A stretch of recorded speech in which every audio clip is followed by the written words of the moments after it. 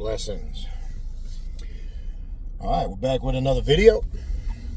This is going to be a quick, well, I always say that. I always say it's a quick tutorial. It'll be what it is.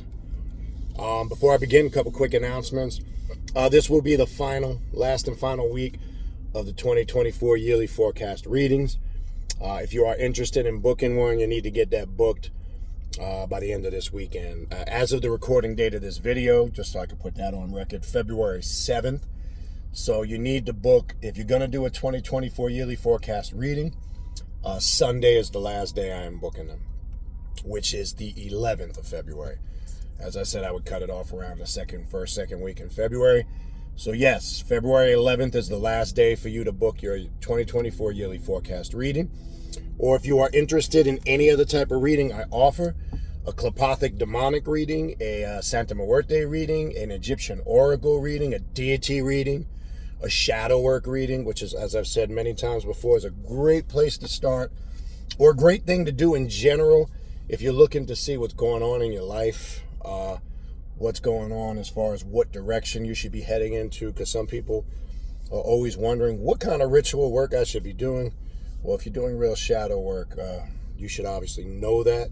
Sometimes people need assistance in that area. Or maybe you just want a spiritual consultation, which you can use for talking about whatever you want to talk about, focusing on a specific thing. People use it to help them navigate through their path, or they got questions, or they need guidance, or it's just what it is, a consultation. So for any of the aforementioned, shoot me an email, khnum19@gmail.com. And when you inquire about booking a reading or a consultation, please, very important, please include in the email the days and times you are available, a full weekly availability, not I'm available Wednesdays at 2 o'clock. I have to say this all the time because I still get emails with people picking a day or time they want to do a reading. And come on, guys, I'm way too busy. That 9 out of 10 times I'm not going to have that availability to just do it on that spot that you pick. All right, so full weekly availability plus the time zone that you are in. This speeds up the process so we can book a reading or a consultation. And if it is a 2024 yearly forecast reading, please include in the title box of your email clearly 2024 yearly forecast reading, so I can see that and book and finalize those. All right. If you want to sign up for classes, the way to sign up for the classes I do offer, you need to go to the official Primordial Chaos Patreon page, patreon.com/Baniti, Baniti, tier 3. That's the tier you want to join. That's going to give you access to the 3 private classes I do every month on Patreon, in addition to the group ritual that we all do at the end of the month. And again, when you join, it doesn't just give you access to the classes from the day you join moving forward. It gives you access to everything in the archive going back 4+ years. We have a bunch of ongoing series that I'm doing with new content being added continuously. We have the Ancient Egyptian Vampiric class. We have the Shadow Work class, Kundalini Meditation class, and Awakening class. We have the Klapothic Sorcery class. We have the Luciferian Magic and Self-Mastery class, Eastern Occult Left-Hand Path class. We have the Sith Dark Side Alchemy and Philosophy class, the Esoterical Occult Bible Study class, Necromancy and Dark Witchcraft class. I'm probably leaving out a few. I'm just trying to run through as many as I can recollect, with constant content always being added. So you get access to all of that. Again, the Patreon page is for the individual that wants to take their path of self-mastery to that next level. All right. And in Patreon page, I go in a lot more in depth. We talk about a lot more things that I wouldn't talk about openly on YouTube or any other platform. All right. So again, it's for that individual that wants to take their spiritual path to that next level. Patreon.com/Baniti, Baniti, tier 3. All right. Don't forget to check us out on Instagram, Primordial Chaos 9, one word.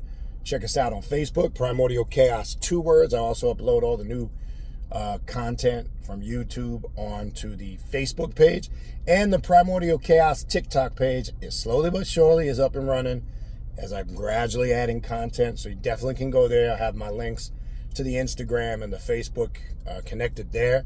So all 3 pages are linked. So Primordial Chaos is now on TikTok. Check that out.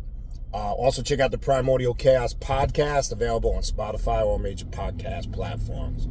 All right, the direct link to the podcast, the social media pages, my contact email address, along with the direct link to the Primordial Chaos Patreon page to sign up for classes. All of that is in the description box of this video you're watching right now.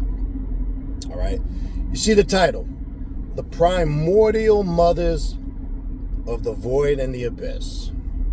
Okay? We hear this term used a lot in different circles, the occult, the left-hand path, and not occult or left-hand paths of spirituality, maybe paths of enlightenment or consciousness or awakening or whatever you want to call it. And I think sometimes understanding the full extent of what that title we give to those female archetypes really means.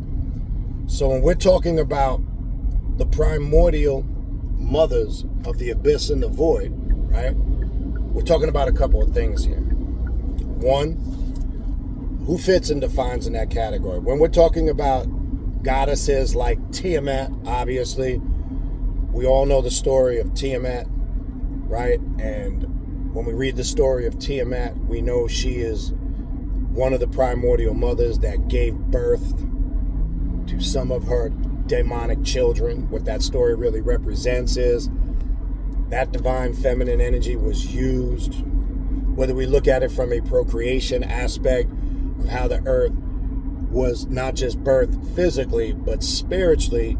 It also shows out of that chaos, that primordial chaos or darkness, and out of that, when part of the representation that is the womb of the female, is where there's that connection with Tiamat. Included in that pantheon would be goddesses like Lilith, Naama, Kali, okay, Hecate, all of these gods and goddesses that we, connect with, that are considered quote unquote dark gods or goddesses, right, on the left-hand path. But those are just some of the main archetypes of female goddesses that I mentioned because they're the most well-known, most well-worked with. But there's different aspects. So I just want to run through that real quick. Okay? First, as I said, when you're saying the word primordial, right? And obviously you see that's in the title that I use for my YouTube channel and on my platforms, Primordial Chaos, right? Obviously you guys know by now why I use that name, because of the type of information and doctrine and spirituality that I talk about, which is occult and left-hand path. But the word primordial has root, as I said before, in the word prime. And I use basic analogies like when you order prime rib, right? Or prime, anything when you put the word prime in front of, you're saying the best, original, right? The prime. There's nothing better than this, right? So if we had to say the origin of something or the best of something, it would be the primordial of something. So when we say the primordial mothers, these are the dark gods and goddesses of the void and the abyss. They were there before what we're calculating called linear time.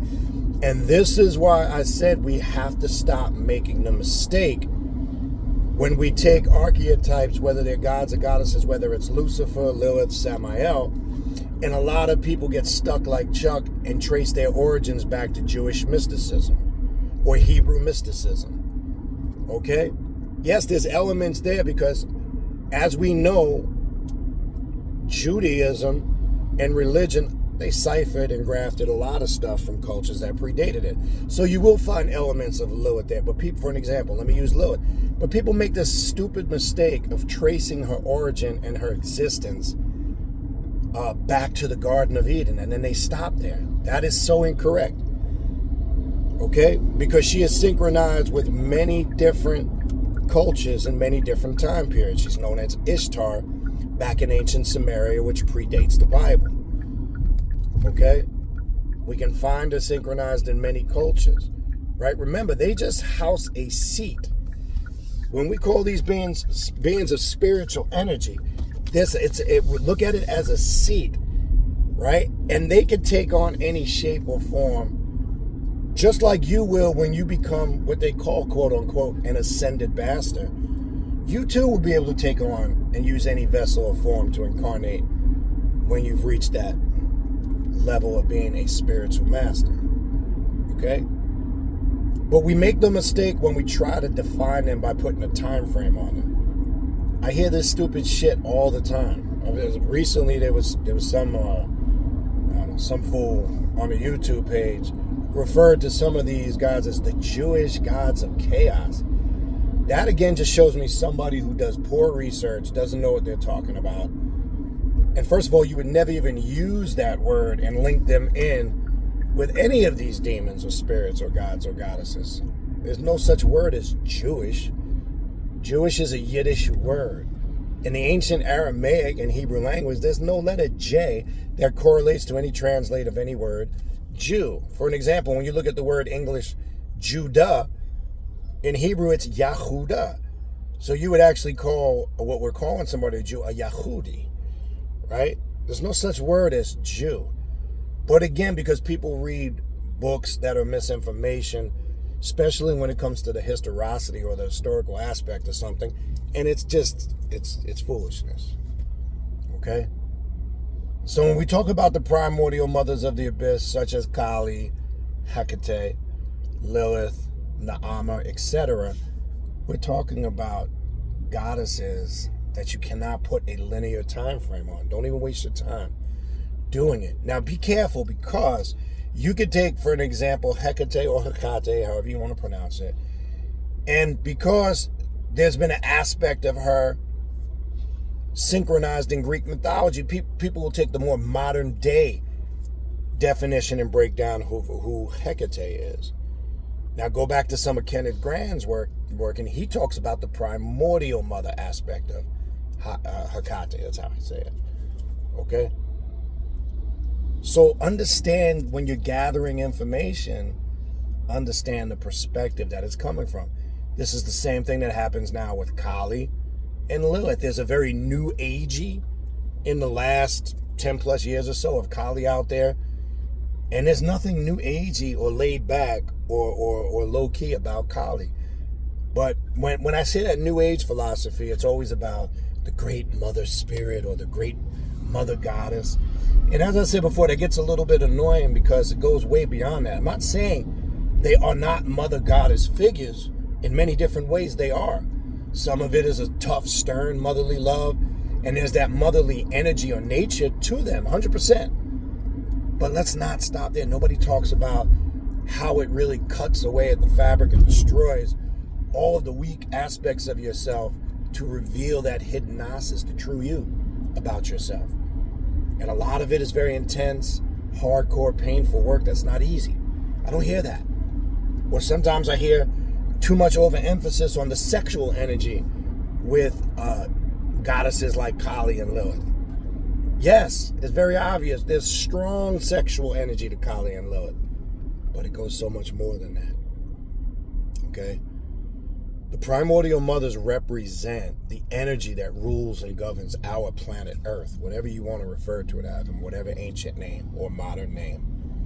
This is a planet that is ruled by feminine forces and feminine energy. Okay? That's why I've said many times before, it's called Mother Nature, not Father Nature.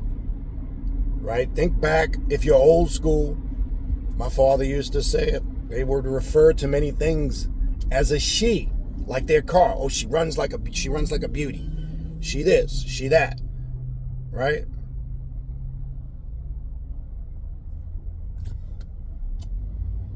That's the reason why I've said before the world is in turmoil and chaos now. Because men refuse to give up rulership and let the women take their rightful place side by side with them. Okay? Now, I'm not on either or the other, so you got to be careful, because sometimes you need both representations of that energy, the masculine, the divine masculine and feminine. But men make the mistake where they think it's all about being macho and patriarchal, and I'm the man, and whatever I say is the man goes. No. And then some women thinks it's about, I'm the divine mother goddess. It's all about the divine female. No, it's about the harmonization of both. That's what the Baphomet or Baphomet represents. The infusion in a harmonious formula of the divine masculine and feminine energy. The woman needs to take a rightful place side by side with the man. Then things will change. Until then, they won't change. So they get us caught up in the trap where you got some men who lean to the side, this old school, the macho man, this, man, that, and then some women on this new agey, I'm the mother goddess. And I'll be honest with you, some women are on that feminine, divine female shit because they've been scarred by men. So a lot of it's coming from a place of man hate. Because they've been done so wrong by men that they don't know how to react, to correspond with things that's going on in their life. So they lash out and everything becomes about the divine female. And that's just not the case, okay? That's just not the case, okay? I want to make that clear. So it's the harmonization of both taking their rightful places, okay? You need both. All right, I think you get the point. So again, I wanted to make this crystal clear. When we're saying the primordial mothers, let's not put a time frame on them, okay? Let's not put a beginning and an end, because they are prime or primordial in nature, and you cannot put a beginning or an end when we're dealing with the primordial mothers of the abyss, okay? Let's get that established, concrete in our heads. It goes beyond Jewish mysticism, Hebrew mysticism, the Kabbalah, the Garden of Eden story, all of those things, okay? Hold on one second.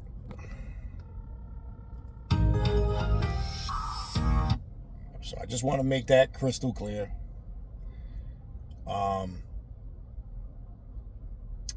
Get a book. There's a good book. I did the book review. Get the Lilith book that Asenath Mason recently put on. Because that book is going to go through things that you're probably definitely have not been made privy to. I'm just going to be honest. All right. It'll really get into aspects of Lilith and the primordial mothers that'll open you up to a whole new spectrum of things. All right. Anyway, I'll do a follow-up video on this. I have to get to my destination. I'm almost there. Again, if you need to reach out to me, shoot me an email, khnum19@gmail.com. If you're interested in booking a spiritual reading, a consultation, shoot me an email. Remember, put your times you're available, your days and times and your time zone. Also, if you are interested in booking classes, everything is in the description box of the video, okay? The direct link to the podcast, my contact email address, the social media pages, the direct link to the Primordial Chaos Patreon page, all of that, or anything to reach out to me, is in the description box of the video to contact me, all right? Other than that, I will see you guys on the next video. Infernal blessings, and we will talk soon.